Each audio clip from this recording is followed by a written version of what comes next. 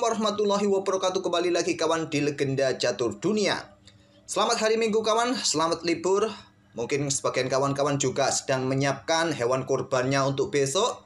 Admin ucapkan selamat Idul Adha, selamat Lebaran Haji, dan selamat berkorban bagi kawan-kawan yang sudah sanggup berkorban. Untuk tahun ini admin tidak korban kawan. Tahun-tahun sebelumnya admin sudah pernah korban kambing. Ya doakan di tahun-tahun berikutnya tetap ada agenda untuk berkorban bagi admin. Amin ya robbal alamin.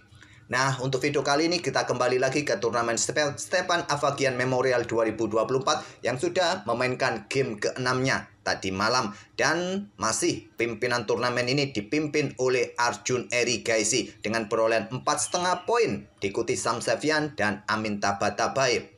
Arjun sampai babak ke-6 tak terkalahkan kawan dengan 3 kali kemenangan dan 3 kali remis. Nah, tadi malam di babak ke-6 Arjun ini menghadapi Grandmaster asal Jerman Matthias Blubom dengan elo standar keduanya kawan 2647 bagi Matthias Blubom dan Arjun dengan 2761.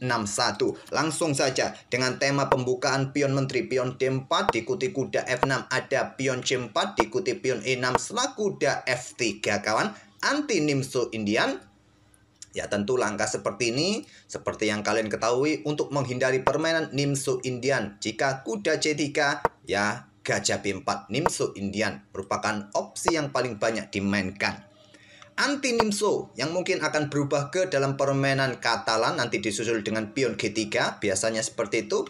Setelah pion D5 ternyata di sini Arjun memilih variasi pertukaran dari Queen's Gambit Decline dengan pion C pukul pion D5, pion E ambil balik pion D5 untuk tetap mendapatkan kontrol mencegah pion E4 kawan. Nah, kuda C3 ada gajah B4.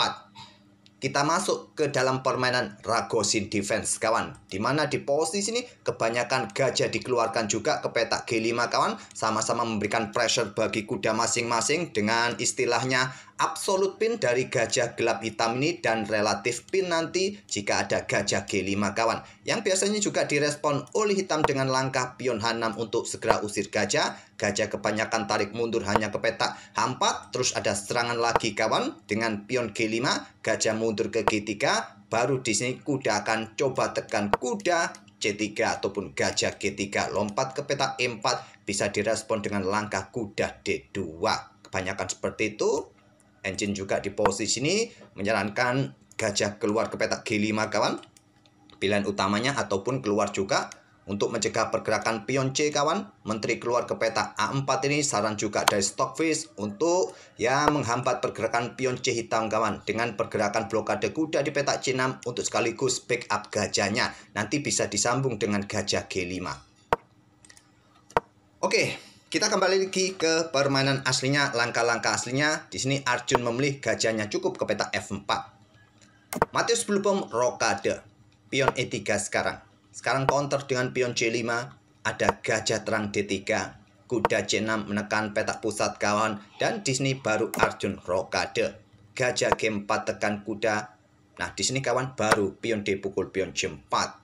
Karena jelas kawan kuda posisinya dalam posisi tertekan. Selanjutnya baku hantam pion akan dilakukan oleh hitam. Jadi putih harus melakukannya terlebih dahulu. Dengan pion D pukul pion C5. Gajah ambil balik pion C5. Diikuti pion H3.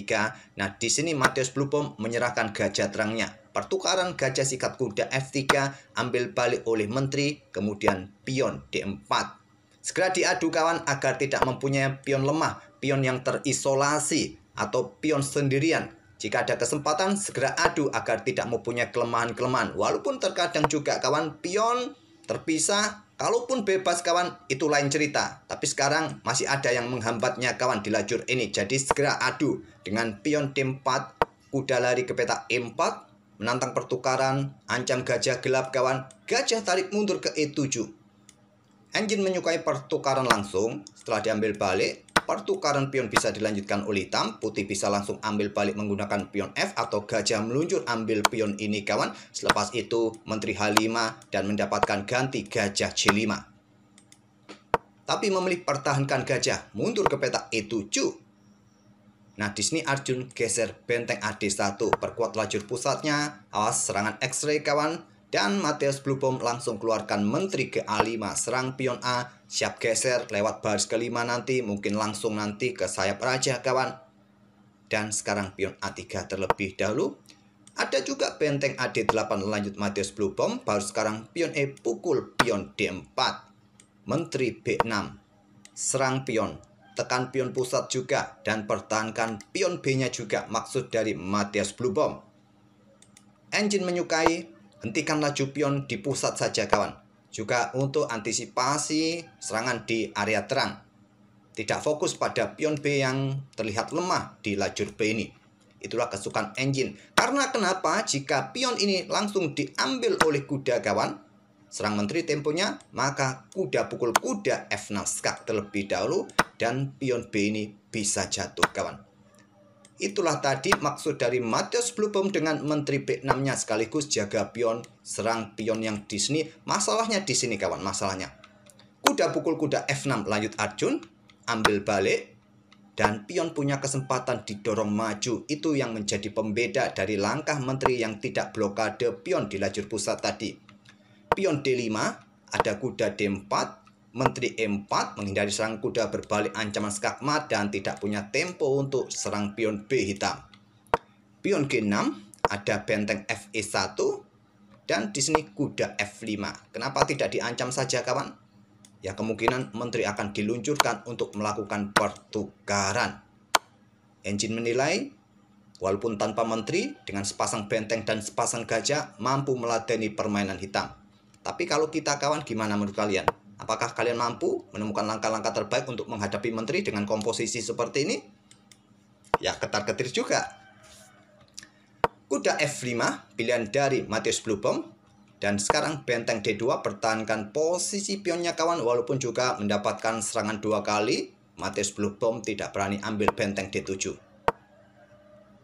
Kalau diambil dengan gajah langsung kawan di sini, tentu ada benteng B1. Jadi pertahankan diri, benteng D7, persiapan dobling untuk menyerang pion pusat kawan. Ada menteri J4 di sini, kuda D6. Menteri D4 untuk menantang pertukaran. Kuda D6 ancam menteri kawan. Menteri A4 serang benteng. Menteri mundur ke D8, yang terkuat dobling saja. Tapi memilih menteri mundur ke petak D8. Sekarang Arjun ambil pion A7. Arjun unggul 2 pion sementara. Kuda C8. Menteri mundur ke E3. Kuda B6 serang pion kawan. Di sini ada menteri F3. Menyerahkan pionnya, tapi ditolak dengan gajah G5. Lagi-lagi kenapa kawan tidak diambil? Apa yang menjadi masalah? Masalahnya di sini. Coba lihat. Benteng tidak bisa lagi mengawal kuda kawan. Semua area sudah di cover oleh gajah-gajah putih. Jadi kalian bisa kehilangan kuda. Memilih gajah G5. Gajah E4, pertahankan posisi pionnya. Ada benteng FE8. Di sini benteng ED1 dobling kawan. Kemudian kuda C4 serang benteng serang pion, benteng E2, ada gajah pukul gajah F4 ambil balik oleh menteri, kemudian menteri B6 keluar lagi untuk menyerang pion B. Benteng DE1 dobling di lajur E dan persiapan untuk discover serangan pada benteng yang ada di belakang. Menteri D4 kawan, awas hati-hati, pin gajah, serang gajah juga kawan dengan benteng menteri. Di sini menteri keluar ke petak H6 dan benteng E5. Siap menjebak posisi menteri kawan. Di sini ada pion B3, serang kuda menyerahkan pion A. Ada benteng H5 dan menteri mundur ke C1 untuk backup pion. Dan juga serangan nanti di belakang harus berhati-hati. Kuda E5, ada pion B4. Menteri mundur ke B6, diikuti benteng C2 kawan. Harus berhati-hati, baris belakang sangat rentan sekarang karena tidak ada benteng yang menjaga baris belakang. Raja naik ke petak G7 dan Arjun melanjutkan kuasai baris belakang. Benteng naik ke J8. Menteri D4. Menteri naik menantang pertukaran kawan, sekaligus untuk coba backup pionnya. Nah, di sini kawan, Stockfish menyarankan dan juga posisi menteri, coba lihat. Selain menantang pertukaran, backup pion di sini kawan, dan juga coba menyusup kawan. Dan salah satu opsi untuk mempertahankan permainan selama mungkin, ya pertukaran menteri mestinya. Mungkin dengan kekuatan 2 pion ini tidak disukai oleh Matheus Blue Bomb, dia memilih menolak pertukaran menteri B2 Dan akhirnya Arjun menyusup menterinya ke F8 skak. Terpaksa raja naik ke petak F6. Ada menteri H8 skak. Raja G5. Korban pion F4 skak diambil. Sudah tidak ada pilihan terbaik kawan. Mau lari kemana? Ke petak H4 kah? Menteri F6 skak kawan. Blokade sementara dengan pion G5. Diikuti dengan langkah pion pukul kuda. Jatuh juga.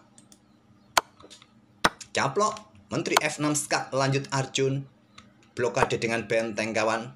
Berikutnya Menteri H4 skak. Di sini Matthias Bluebom menyerah. Karena ancamannya ancaman skak mat kawan sangat serius.